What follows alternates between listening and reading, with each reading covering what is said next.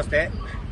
ಈಗ ನಾವು ಸದ್ಯಕ್ಕೆ ಕರ್ನಾಟಕದ ಮಾನ್ಯ ಉಚ್ಚ ನ್ಯಾಯಾಲಯ ಆನರೇಬಲ್ ಹೈಕೋರ್ಟ್ ಎದುರುಗಡೆ ನಮ್ಮ ಇಡೀ ನ್ಯಾಯವಾದಿಗಳ ತಂಡದ ಜೊತೆಗೆ ನಾನಿದ್ದೇನೆ. ಈಗ ತಾನೇ ಒಂದು ಅರ್ಧ ಗಂಟೆ ಹಿಂದೆ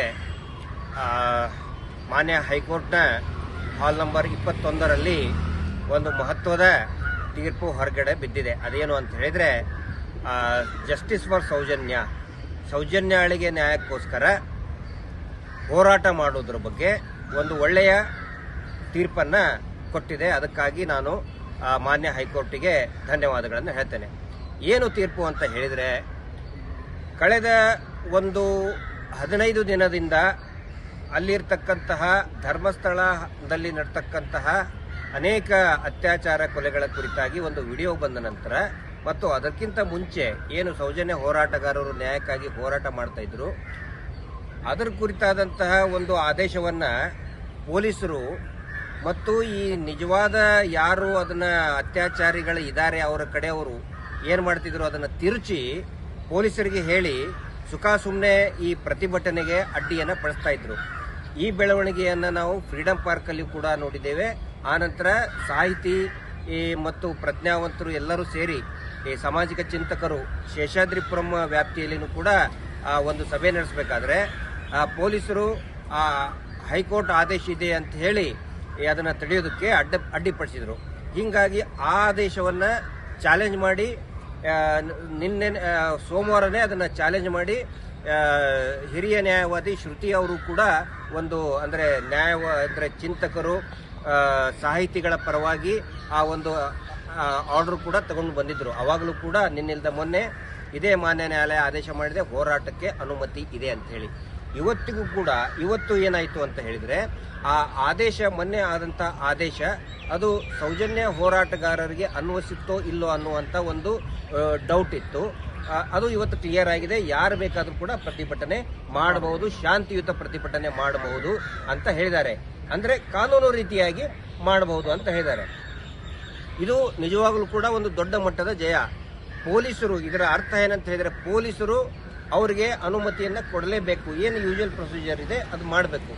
ಒಂದು ವೇಳೆ ಅದನ್ನ ಪ್ರತಿಭಟನೆಗಿಂತ ಮುಂಚೆ ನೀವು ಮಾಡಬಾರ್ದು, ನೀವು ಕೋರ್ಟ್ ಆದೇಶ ಇದೆ, ಸುಳ್ಳುಗಳನ್ನು ಹೇಳಬಾರ್ದು. ಬಹಳ ಸ್ಪಷ್ಟವಾಗಿ ಹೈಕೋರ್ಟ್ ಹೇಳಿದೆ, ಪೊಲೀಸರು ಅಥವಾ ಸರ್ಕಾರ ಅವರ ಸಂವಿಧಾನಿಕ ಹಕ್ಕನ್ನು ತಡೆಯುವ ಹಾಗೆ ಇಲ್ಲ ಅಂತೇಳಿ ಹೈಕೋರ್ಟ್ ಬಹಳ ಸ್ಪಷ್ಟವಾಗಿ ಹೇಳಿದೆ. ಪ್ರತಿಭಟನೆ ಮಾಡೋದು ಪ್ರತಿಯೊಬ್ಬರ ಹಕ್ಕು ಅಂತ ಸ್ಪಷ್ಟವಾಗಿ ಹೇಳಿದೆ. ಅದನ್ನು ತಡೆಯುವಂಥ ಅಧಿಕಾರ ಪೊಲೀಸರಿಗೆ ಇಲ್ಲ. ಇದು ಬಹಳ ಕ್ಲಿಯರ್ ಆಗಿ ಹೇಳಿದೆ. ಇದ್ರ ಬಗ್ಗೆ ನಮ್ಮ ಈ ಕೋರ್ಟ್ನಲ್ಲಿ ವಾದ ಅಂದರೆ ಹಿರಿಯ ನ್ಯಾಯವಾದಿಗಳಾದಂಥ ವೇಲನ್ ಅವರು ದೆಹಲಿಯಿಂದ ವಾದವನ್ನು ಮಾಡಿದರು. ಇಲ್ಲಿ ನಮ್ಮ ಬೆಂಗಳೂರಿನಿಂದ ಹೈಕೋರ್ಟ್ನಲ್ಲಿ ಏನು ನಮ್ಮ ನ್ಯಾಯವಾದಿ ಮಿತ್ರರಿದ್ದಾರೆ, ಅವರು ಒಂದು ಒಪಿನಿಯನ್ ಕೂಡ ಕೇಳಬೇಡಿ ಸರ್. ಪ್ರತಿಭಟನೆ ಎಲ್ಲರೂ ಕೂಡ ಕೇಳ್ತಾ ಇದ್ದಾರೆ. ಇಡೀ ರಾಜ್ಯಾದ್ಯಂತ ಆಕ್ರೋಶ ಭುಗಿಲೇಳ್ತಾ ಇದೆ. ಎಲ್ಲರೂ ಕೂಡ ಪ್ರತಿಭಟನೆ ಮಾಡಿ ತಮ್ಮ ಅಸಮಾಧಾನವನ್ನು ವ್ಯಕ್ತಪಡಿಸ್ತೀವಿ ಮತ್ತು ಸರ್ಕಾರಕ್ಕೆ ನಾವು ಆಗ್ರಹ ಮಾಡ್ತೀವಿ ಅಂತ ಹೇಳ್ತಾ ಇದ್ದಾರೆ.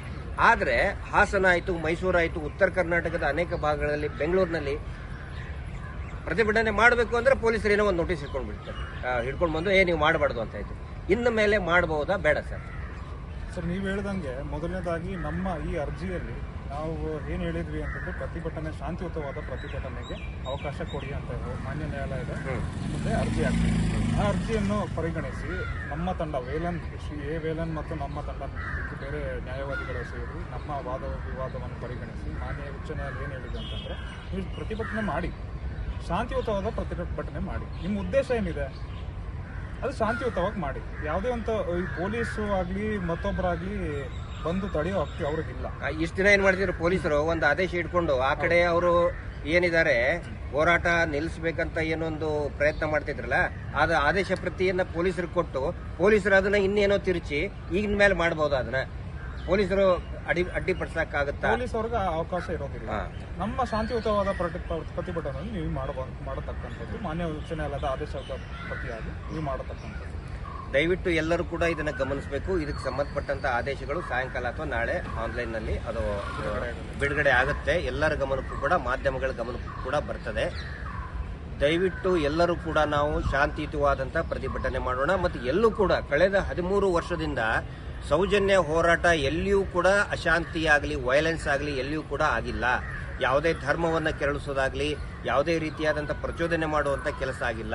ಎಷ್ಟೇ ನಮ್ಮನ್ನ ಶಾಂತಿ ಹದಗೆಡಿಸಬೇಕು ಅಂತ ಪ್ರಚೋದನೆ ಆದರೂ ಕೂಡ ಎಲ್ಲರೂ ಕೂಡ ಮಹೇಶ್ ಶೆಟ್ಟಿ, ತಿಮ್ಮರೋಡಿ ಅವರು ಇರ್ಬೋದು, ಎಲ್ಲರೂ ಕೂಡ ಒಂದು ತಾಳ್ಮೆಯಿಂದನೇ ಈ ಹೋರಾಟ ಬಂದಿದ್ದಿದೆ.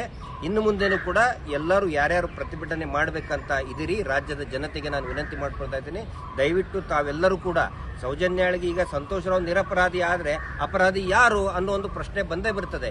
ಆ ನಂತರ ಅಕ್ವಿಟಲ್ ಕಮಿಟಿ ಯಾರು ಈ ಅಕ್ವಿಟಲ್ ಅಂದ್ರೆ ತಪ್ಪಿತಸ್ಥ ಅಧಿಕಾರಿಗಳಿದ್ದಾರೆ, ಎರಿಂಗ್ ಆಫೀಷರ್ಸ್ ಇದ್ದಾರೆ, ಅವ್ರ ಮೇಲೆ ಒಂದು ಶಿಸ್ತು ಕ್ರಮ ಕಾನೂನು ಕ್ರಮ ಜರುಗಿಸಬೇಕ ಆದೇಶ ಆಗಿದೆಯಲ್ಲ, ಅದನ್ನು ಆಗ್ರಹ ಮಾಡೋದಕ್ಕೆ, ಆನೆ ಮಾವುತನ ಕೊಲೆ ಪ್ರಕರಣವನ್ನ ತನಿಖೆ ಮಾಡೋದಕ್ಕೆ ಮತ್ತು ನಿರಂತರ ಏನು ಅಸಹಜ ಸಾವುಗಳಿದೆ ಅದರ ಪ್ರತಿಭಟನೆ, ಅದರ ಧ್ವನಿಯನ್ನ ತಗ್ಗಿಸೋದಕ್ಕೆ ಖಂಡಿತ ಸಾಧ್ಯ ಇಲ್ಲ.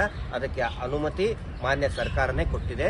ಹೀಗಾಗಿ ಎಲ್ಲರೂ ಕೂಡ ತಮ್ಮ ತಮ್ಮ ಭಾಗಗಳಲ್ಲಿ ಯುವಕರಿರ್ಬೋದು ಅಥವಾ ತಮ್ಮ ಅನೇಕ ಸಂಘಟನೆಗಳಿರ್ಬೋದು, ಇನ್ನು ಮೇಲೆ ಯಾವುದೇ ರೀತಿಯಾದಂಥ ರಿಸ್ಟ್ರಿಕ್ಷನ್ಸ್ ಇಲ್ಲ. ಇದಕ್ಕೆ ಸಂಬಂಧಪಟ್ಟಂತೆ ಮತ್ತೆ ಹಿರಿಯ ನ್ಯಾಯಾಧಿವಾದಿಗಳು ಕೂಡ ತಮಗೆ ವಿಶ್ಲೇಷಣೆ ಮಾಡಿ ಹೇಳ್ತಾರೆ, ಮಾಧ್ಯಮದಲ್ಲಿ ಕೂಡ ಬರ್ತದೆ.